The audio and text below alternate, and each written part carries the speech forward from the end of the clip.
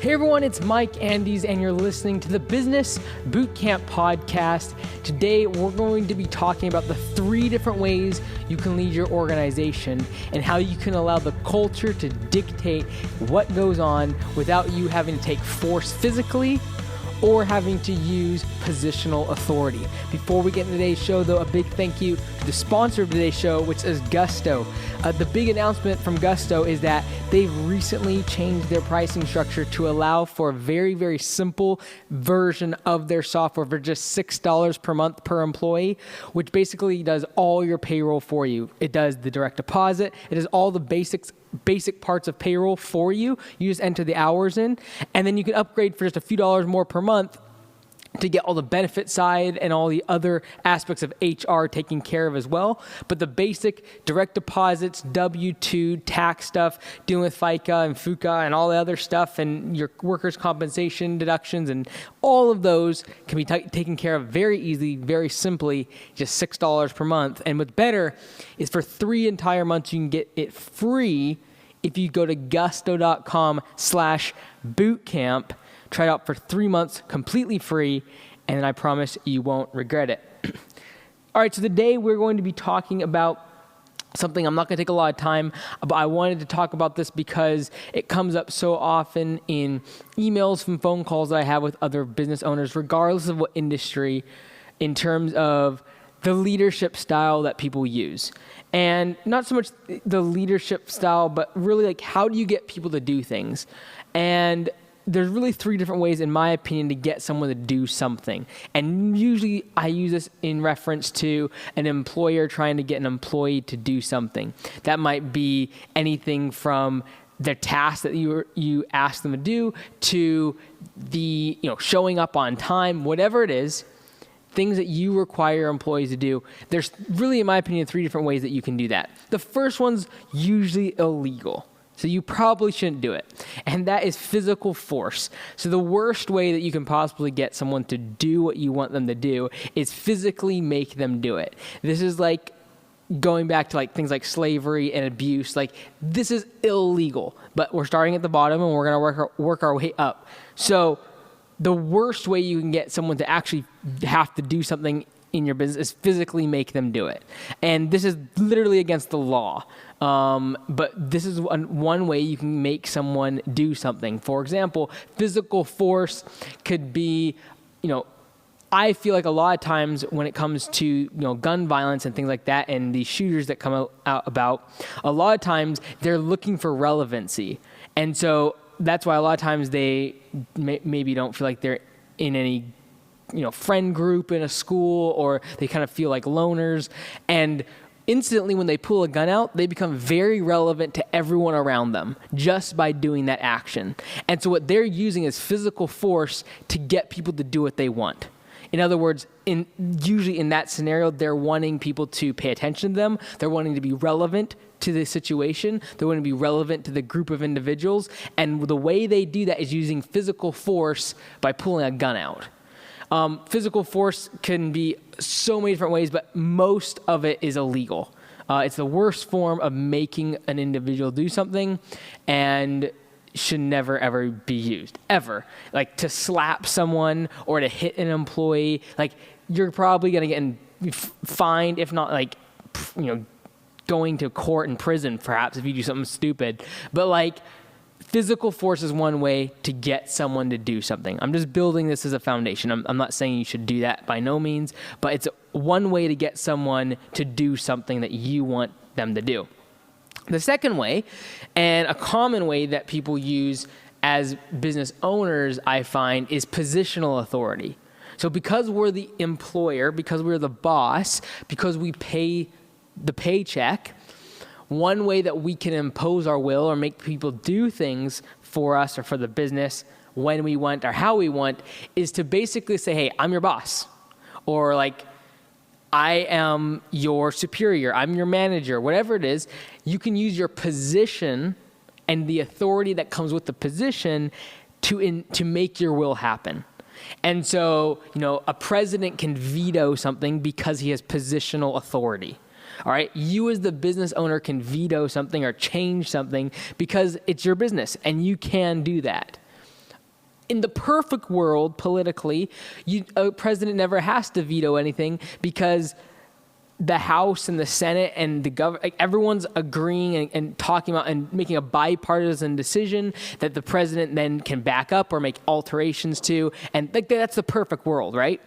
That doesn't happen. Nor does it very rarely happen in a business when everyone just agrees on what should be done and everyone talks about it in a civil manner and then comes up with one conclusive decision and everyone supports it.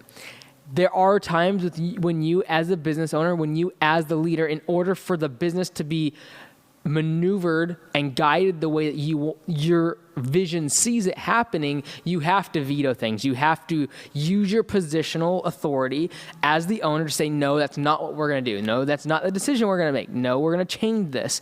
And you use your positional authority to make those things happen. Because if you were the bottom guy on the totem pole, no one would listen to you. But because you have positional authority, because you signed the check on their paycheck, because you own the business and have the greatest stake of equity in that company, you thereby have positional authority.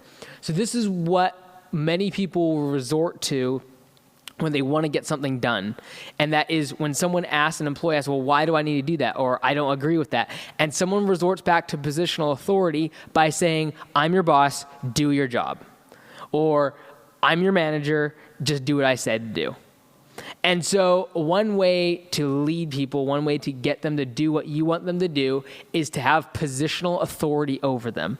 And for most of you listening, you're managers or business owners, and you have positional authority. And there's going to be times you have to utilize that to make decisions, to make executive decisions when you need a certain decision to align with the goals and mission that you want that business to achieve. I'm not saying that positional authority should never be used, but I don't feel it's the highest form of leadership in your organization. I do feel there's a third better way. But I want to talk about positional authority a little bit more, and there are some really positive aspects of positional authority. If you're an entrepreneur and you have a goal and you have a vision of where you want your business to go, you can use positional authority to make sure that you don't get your business and the people that you're employing don't get distracted. They don't go in different directions. They don't do other things that don't align with the goal, the vision, the direction that you're wanting to take the company. So positional authority is not fully negative. However, I feel like a lot of people will have lack in leadership ability, and I'm including myself, like I do this sometimes too. I feel like there's actually a lack in leadership skills or ability to reason with other people about why you're doing something within the business. And because of that, you resort back, like you're like, you know what, this isn't working. I can't explain why. I don't have enough evidence. I don't really want to listen to people because I can't necessarily put my finger on why we're doing this. I don't really know. You don't have enough information, or you don't feel strongly enough in one direction, but you step back and use positional authority to dictate what happens simply because you don't want to hear other people's opinion, or you don't value their opinion, or you simply just want to make a statement sometimes on a personal level to another individual to remind them that you have positional authority over them. And that when you say something, you can override, you can veto them simply because you have positional authority. All right? So the third and final way to lead individuals, to get employees to do what you want them to do, to get people to show up on time, to abide by the rules and the policies that you've outlined in your handbook or in your code of conduct for your company. The third way, the best way I feel, is cultural pressure. So instead of having, rules, regulations, people having positional authority, God forbid, having physical force to make things happen within your business, you can allow cultural pressure to make people do things within your company. What that means, for example, if you have a problem with people being late to work, you can physically force them to come to work. Probably not a good idea from a legal standpoint. You could also use positional authority and say, I'm your boss, show up on time or else I'm going to fire you.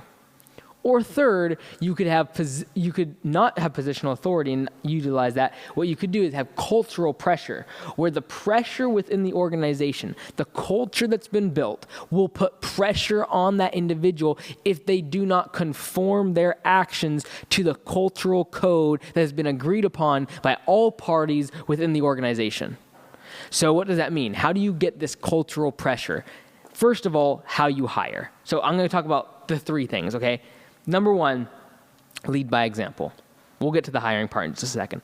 So there's three different ways to have cultural pressure, create this cultural pressure within your organization. And I do not feel like culture, and this is something I need to define better and haven't done so well at, is that culture and like employer friendship and things like, it's not this fuzzy thing in my opinion. Like, it's pressure. Right? There's a reason I call this cultural pressure, because it's actually pushing people and it's actually pushing them out of their comfort zone, and it's not allowing them just to do whatever they want. That's not great team culture. That's not great company culture. That's not good for business. It's definitely not sustainable through a recession. Like, there's got to be pressure. In order to get something to move, you have to create pressure. In order to make a business go forward, in order for a movement to happen, there has to be pressure. And I truly believe that culture, and when we talk about culture, we get like this like airy-fairy, like, because we hear things about like the Google culture and Facebook culture and all this other stuff. And we think of culture as like foosball tables and free food, when cultural pressure is what actually generates results and movement for the business. So 3 things that I feel create cultural pressure. And when I'm talking about these 3 things, there's definitely areas of improvement in my leadership style in all these areas. And I'm not saying I'm perfect, but these are my observations and things that I've learned by talking to a lot of business owners about leadership and leading people, and especially our employees. Number 1 is lead by example. If you're expecting people to work hard, grind, you better make sure you're the one that's working the hardest and grinding the hardest. I am amazed by the amount of business owners that expect their employees to work 50, 60 hours a week and show up early and leave late, and yet they struggle to get there by 10 o'clock. They're taking every Friday off. They're leaving for 2 and 3 weeks on vacation 4 or 5 times a year. Like, if that's the standard you're making, that's fine. Like, if you decide that family balance, and time with your family a lot, balance, and when you get sick, you take a whole week off over a flu that lasts 24 hours. Like, if that's the kind of culture you want to create, that's fine, but don't have a double standard and think that you, because you're the owner, can have one standard, and that your people, the people that you're hiring, your employees, are somehow going to be held to some higher standard. If you are the highest standard, and so if you have a low standard, there's a really good chance you're not going to be able to get other people for a sustained period of time to have a standard that's higher than you. If you want them to show up on time, but you can't show up on time, good luck trying to enforce any sort of policy or having a culture that enforces and puts pressure on people to actually show up to work on time. All right? If you're wanting people to do anything within your organization, leading by example is the number one way to ensure that there's the culture that is created around your team as the business grows, that the pressure to get people to conform to your standard, you better make sure like that is going to happen. The culture of a business generally tends to digress or move towards the standards of the founder, especially in a small business. The standards of work ethic and timeliness and quality and professionalism and customer service generally tend to ebb and move towards the standards of the founder. And so if you, the founder, have a really bad time with timeliness or professionalism or speaking with customers in a professional manner, there's a really good chance you need to get another individual to handle that within your organization, to train other people, your employees, on that area, because if not, if left untended to, your weakness will show up in the way that your employees treat your customers. Their standards will eventually erode to the way your standards are. So number 1 is lead by example. Number 2, way to create cultural pressure in a positive direction in the way that you want employees to conform their actions to. Number 2 is that firing dictates culture. Firing dictates culture, and firing dictates standards. You can talk all you want about showing up on time. You can talk all you want about working hard. But if you're not going to fire based upon those things, it's empty words. It's just hot air. And if you're going to say that you want people to get along and be nice and respect each other, but you're not willing to fire someone fast because they don't abide by that cultural standard, there is absolutely no way the culture is going to create a pressure that pushes other things that are not within that pressure. So when you talk about like osmosis, and you can go like from a chemical standpoint, you look at pressure, like air pressure and things, like air travels to the place of least pressure, all right? If you want individuals that can handle the pressure within your organization, if you build the pressure up within your organization, and I don't mean like pressure like anxiety and like all of that, I'm talking about like pressure. Your culture develops a certain level of pressure. It will push out people that can't handle the pressure. The same way that air travels to a place of less pressure, individuals want to go to an area of less pressure unless they accept the pressure that you've built within your culture, and they say, this is where I want to be. These are the common themes. These are the common goals, ambitions. These are the things that I stand for, and I want to uphold within this culture, and I want to enforce upon other people that are in this organization. And they abide and they decide to stay within that pressure. It'll push other people out. It'll push other people that can't handle the pressure, that can't handle the standards, that can't handle, and again, when I say pressure, I'm not talking about like pressure, you generating pressure on your people, making them work harder or anything. I'm talking about the pressure that the culture creates that will push out other individuals, other ideas that will not abide by the cultural standards. Okay, so firing though is the best way to dictate your culture and the standards. And people always ask me, how do you create team culture? And I always say one thing: fire people, because who you fire will dictate what should not be done within your organization. We fired someone on their second day simply because they didn't introduce themselves to another team member who was their project manager on a job, and decided that they could just jump in a piece of equipment and just go for it without introducing or talking to, or not even introducing themselves to the project manager, and just hopping on a big piece of equipment and going for it because they wanted to. They had no idea what they were doing, and they had no respect to the project manager, and then wanted to get off right at 8 hours when they could have just pushed through with the rest of the team for 30 minutes. Fired. I didn't even have to see it. I didn't have to talk to people. I just fired them. Because that's not our culture. We're gonna try to uphold each other. We're gonna try to stand behind each other. If we got pushed through for 30 more minutes to help the rest of the team, we're gonna do that. Bailing out at 8 hours because you wanted to get home and you're cold does not help the entire team. And so the people within the organization have accepted that, hey, we're trying to do this as a team. We're trying to support each other. And so individuals like that, who are going to look out for themselves, are not going to worry about anyone else, you're not going to be able to train that. And so we fired them instantly. It was that night, we fired them.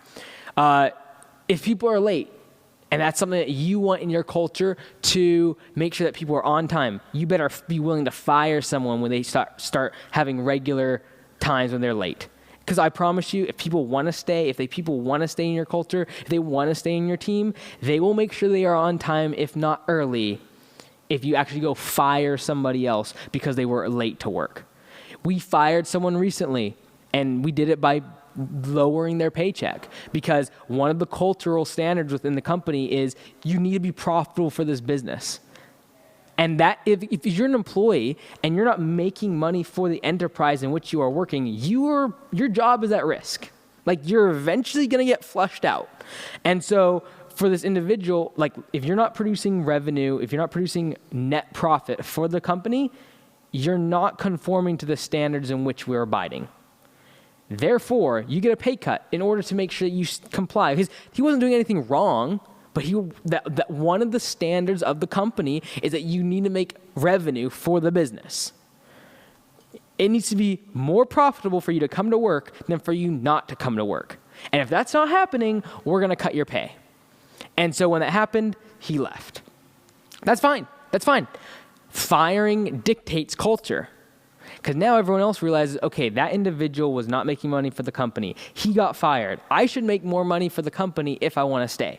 It enforces the cultural standards and what you're trying to do, creating the pressure of your culture that will push out anything that is not going to comply with those standards. Number 3, the third way to create cultural pressure, and this is something more that I think about, is balancing long-term empathy with short-term profitability. This is a tough one, all right? So when we talk about cultural pressure and creating a team culture, there's a certain level of having to balance long-term empathy, long-term caring for your employees with short-term profitability.